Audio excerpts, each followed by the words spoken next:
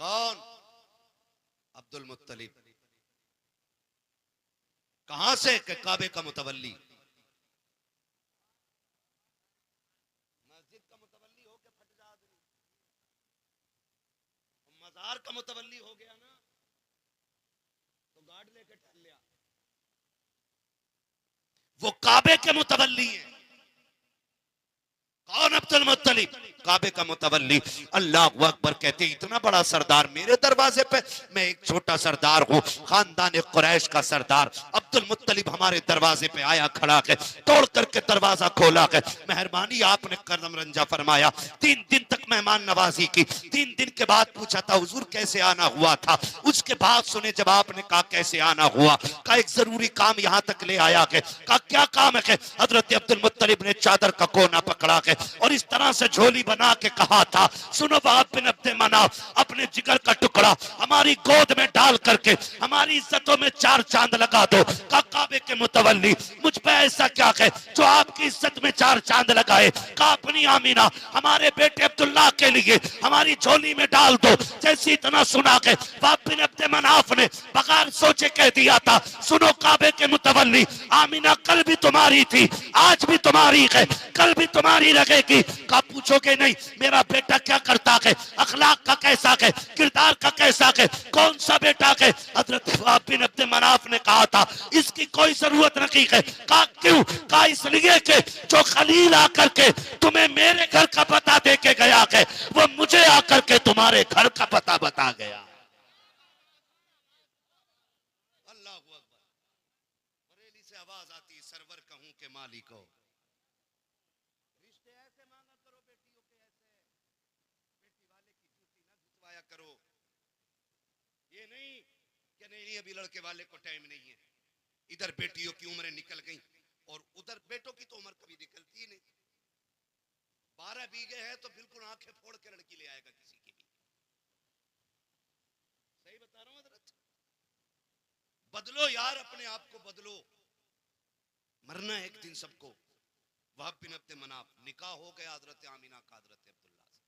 बोलो सुभान अल्लाह। निकाह हो गया, रुखसती हो गई। रुखसत करवा के जब घर लेकर के आए, दोनों आमने सामने बैठे हुए और एक दूसरे को देख रहे हैं। हजरत अब्दुल्ला कहते हैं आमना मैं बड़ा नसीबों वाला हूं। कहा क्यों? कहा तेरे जैसी अल्लाह ने दुल्हन मेरे नसीब में लिखी है। और हजरत आमिना कहती ना अब्दुल्ला तुम नसीब वाले नहीं, मैं नसीब वाली हूं। कहा क्यों?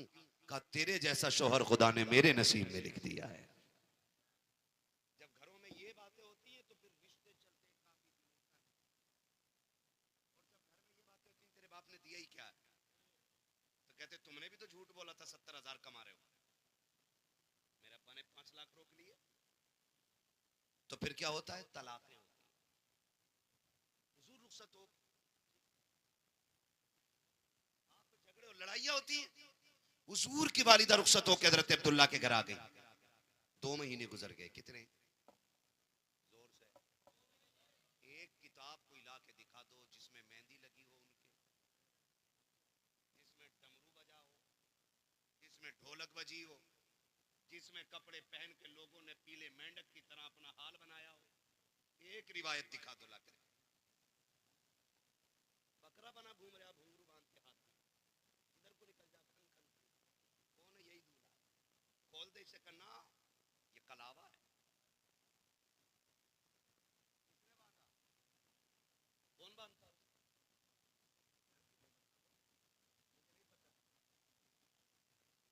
हाँ, तो ये चीज हमारे अंदर आ गई। रुखसत होके आ गई, 2 महीने का अरसा गुजर गया। अब्दुल मुत्तलिब कहते हैं अब्दुल्ला जी बाबा का सुनो, अब घर में मेहमान आने वाला है आपके भी, ऐसा करो कुछ काम करे। अब्बा जी क्या करना है? का तिजारत का कुछ मान लो और तुम भी परदेश जाओ। वालिद ने हुक्म दिया। सैयद आमीना के सामने आ गए। आमीना मेरी शरीक हयात, बात तो तकलीफ की है और मुझे अभी ये करनी भी नहीं चाहिए, लेकिन आमीना मजबूरी है। जानती हो ना हमारे घर में तीसरा मेहमान आने वाला है। जब हमारे घर में एक तीसरा फर्द होगा ना तो खर्चे बढ़ेंगे, उसकी भी खुशियां होंगी। आमीना मैं परदेश जा रहा हूं, कुछ दिन बाद आ जाऊंगा। इतना सुना सैयद आमीना की आंख में आंसू आ गए। अब्दुल्ला अभी तो मैंने जी भर के देखा भी नहीं है, अभी दिन ही कितने हुए और ये दूरियां और फासले। कहते हैं परेशान ना हो, कुछ दिन होंगे मैं फिर आ जाऊंगा और तुम्हारे साथ रह के बाकी जिंदगी गुजरेगी। ये कह के आप घर से रुखसत हो गए। सैयदा आमिना ने रुखसत किया, रुखसत हो गए। फिर जब वापस आने का वक्त आना, हजरत अब्दुल्ला ने जाते जाते कहा था आमिना जब आएंगे एक साथ बैठ के खाना खाएंगे, तेरे हाथ की पक्की रोटी खानी है। जब आने का वक्त आया ना तो आज सुबह से ही सैयदा आमिना घर साफ करने लग जाती है। सुबह से ही घर साफ कर रही है। हजरत अब्दुल मुत्तलिब कहते हैं बेटी आमिना खैर है? अब्बा जी आज अब्दुल्ला के आने का दिन है, आज वो आने वाले, मैं घर साफ कर रही हूँ। दोपहर को पूछा बेटी खाना खाया? अब्बा नहीं, मेरे सरताज आ जाएंगे फिर खाना खाना है, उनके साथ बैठ के खाना खाऊंगी। अच्छा बेटी, चले गए। फिर शाम होने को आ गई। हजरत आमीना बेकरार हैं, अब्बा पता करो ना अब्दुल्ला कब आएंगे। हजरत अब्दुल्ला के बारे में सैयदा आमीना पूछ रही हैं। हजरत अब्दुल मुत्तलिब हरम शरीफ में आए, तवाफ में मसरूफ थे। इतने में एक शख्स दौड़ता हुआ आया। कहा अब्दुल मुत्तलिब कहा क्या? कहा सब्र करना, सब्र करना, सब्र का दामन न छोड़ना। कहा क्या कहना चाहता है? बात बड़े दर्द की है। कहा बताना। कहा कि बर्दाश्त करो तो सुनो। कहा क्या बात है? कहा वो जो है ना आपका अब्दुल्ला बेटा, अब वो नहीं आने वाला है। इतना सुना हजरत अब्दुल्ला कहते क्या कह रहा है, तेरे मुंह में खाक, तूने ये जुमला कैसे कहा कि मेरा बेटा नहीं आएगा? कहा उसका इंतकाल हो चुका है।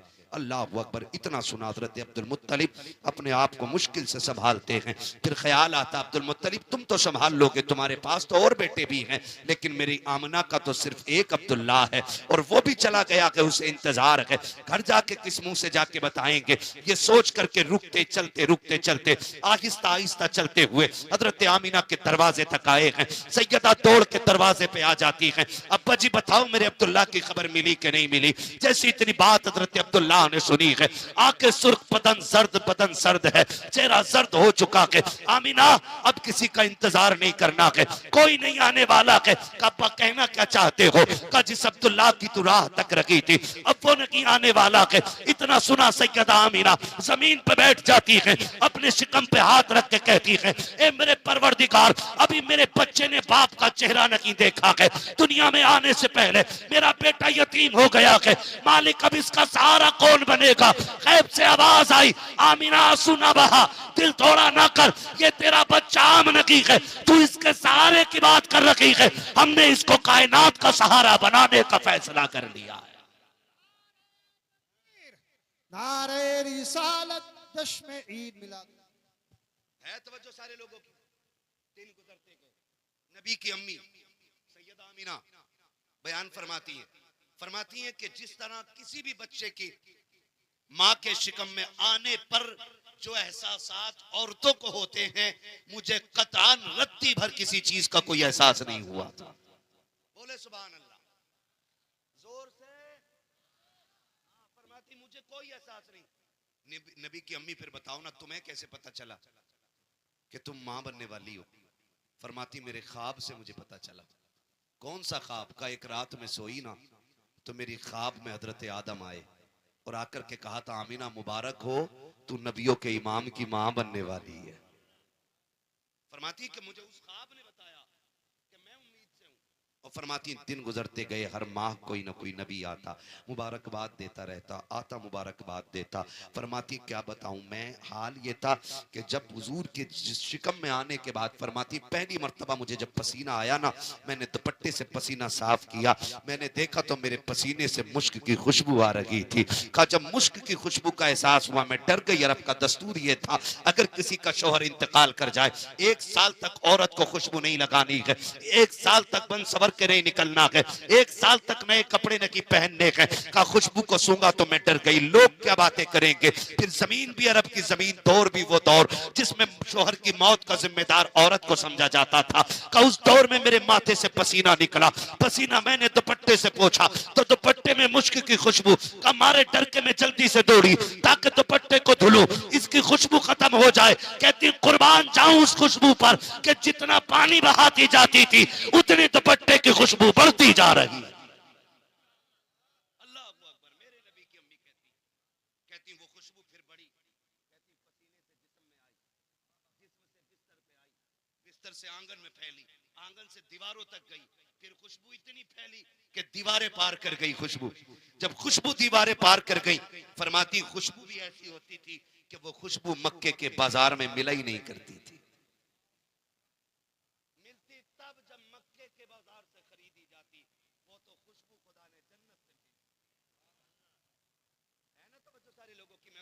तफसीलात बयान कर रहा हूं। फरमाती कि वो खुशबू मक्के में नहीं मिलती थी। कहती मैं पानी भरने जाती, औरतों को आने लगी। मैंने काफी कोशिश की, ना रुक सकी। एक दिन ना लोगों में बातें होने लगी। औरतों ने अपने अपने शौहरों से जिक्र किया, सुनो अब्दुल्ला के घर में जो बीवी है ना, उनके विसाल के बाद वो सोगनी मना रही है, वो खुशबू लगाती है। शौहरों ने कहा तुम्हें कैसे पता? हमारे साथ पानी भरने जाती है, गलियां महकी रहती है, जिधर से निकलती है कूचे महके रहते। कहा अच्छा। बात पहुंची हजरत अब्दुल मुत्तलिब तक। खाने काबा में तवाफ कर रहे हैं हजरत अब्दुल मुत्तलिब। एक शख्स ने जाके कहा अब्दुल मुत्तलिब बड़ा एहतराम करते हैं हम आपका, आप काबे के मुतवल्ली भी हो, खानदान कुरैश के सरदार भी हो, लेकिन बड़ी गैरत की बात यह भी है कि आपके घर की बहू और आपका दस्तूर तोड़ रखी है। कहा कौन से दस्तूर की बात कर रहे हो? कि आपके घर में जो आमीना है ना, वो आपके बेटे के इंतकाल का गम नहीं मना रखी है। कहा आपको कैसे पता कि आपके घर की बहू खुशबू लगाती है? आपको इसकी खबर नहीं है? जैसे इतना सुना हजरत अब्दुल मुत्तलिब कहते हैं पहली मर्तबा किसी के जुमलों ने मेरी गर्दन झुकाई थी। आज तक अब्दुल मुत्तलिब अब रगा के आगे तक नजर झुका के खड़ा नहीं हुआ था। आज पहला बंदा है जिसके कहने की वजह से आज मेरी गर्दन झुक गई है। मैं घर पे आया, मैंने आके अपनी बीवी से कहा फातिमा काजी मेरे सरताज आओ, जाओ आमीना के पास जाओ, उससे जाकर के पता करो क्या उसे हमारे बेटे की जुदाई का एहसास नहीं है, क्या उसे हमारे बेटे की मौत का गम नहीं है। का ऐसा क्यों बोल रहे हैं मेरे सरताज? का मक्के वालों ने शिकायत की है, आमीना खुशबू लगाती है। का एक दिन ये ख्याल मेरे भी जहन में आया था अब्दुल मुत्तलिब, मैं भी पूछने गई थी, लेकिन जैसे मैंने इरादा किया बेटी को आवाज दी, आमीना ने नजर उठाई, एक चमक आंखों से निकली, जिस चमक को देख करके मैं बेहोश होकर गिर गई थी। अब्दुल मुत्तलिब मुझ में ताब नहीं है मैं आमीना का सामना कर सकूं, अगर बात करनी है तो खुद जाके कर लीजिएगा। हजरत अब्दुल मुत्तलिब ने कहा अच्छा आइए। अपनी बीवी का हाथ पकड़ा है सैयदा आमीना की तरफ आए हैं। पहले हजरत फातिमा अंदर गई है। मेरे नबी की दादी ने कहा था बेटी तुम्हारे वालिदा रखे हैं, आओ तुम्हें बताऊं अदब किसे कहा जाता है, हया किस चीज का नाम है। हजरत आमीना कोने में सिमट के खड़ी हो जाती है। अब्बा जी आ रखे हैं जी, चादर में समेटा है खुद को, कोने में खड़ी हो जाती है। आज कितने बेगैरत रिश्ते हो गए हैं। ससुर बहू के कंधे पे हाथ रख के कहता है ये तो मेरी दोस्त लगती है, ये तो मेरी फ्रेंड है। और गैरत कर, बेटी बेटी होती है, बेटियों से ज्यादा बेटी से प्यारा रिश्ता कोई और नहीं हो सकता है। जो बहुओं से फ्रेंडशिप निभाते हैं वो गैरत वाले नहीं होते, वो बेगैरत होते हैं। गैरत वाला वो होता है जो खुद को बाप बताता है, बहू को बेटी कहा कर। बेशक बेशक, सुभान अल्लाह सुभान अल्लाह, माशाअल्लाह। वो से भी थोड़ी सी गुजारिश कर लूं, बेशक बहुत अच्छे मुफ्ती साहब, सितम कम नहीं किया है। जवाब नहीं। ससुर घर में दुपट्टा यूं पड़ा है, आई दौड़ती हुई टिड्डी की तरह तर तर तर तर तर। क्या लोगे अब्बा? अब्बा कह रहे बेटी गरम रोटी मिल जाती, मैंने पका के रख दी है, खानी हो तो खा लेना, मुझे गर्मी लग रही है, मैं दोबारा चूल्हे के पास जाने वाली नहीं। आज ये बहुएं आ रही हैं हमारे घरों में। आज जो डांस हो रहे हैं ना, शादियों पे ब्याहों पे भड़वे नाच रहे, इसमें कसूर किसी का नहीं है, कसूर ऐसी बीवियां लाने का है जो तुम बद नस्ली औरतें घरों में लेकर के आ गए। उन्होंने फिर दीनदार बेटे पैदा नहीं किए, बेगैरत बेटों को जन्म दिया। इसलिए कि जमीन अच्छी होती है, मां अच्छी होती है तो नस्ल अच्छी होती है। ये सीधी सी बात है। सैयदा आमीना कोने में यूं खड़ी हो गई, अब्बा क्या बात? बेटी एक बात पूछनी थी। अब्बा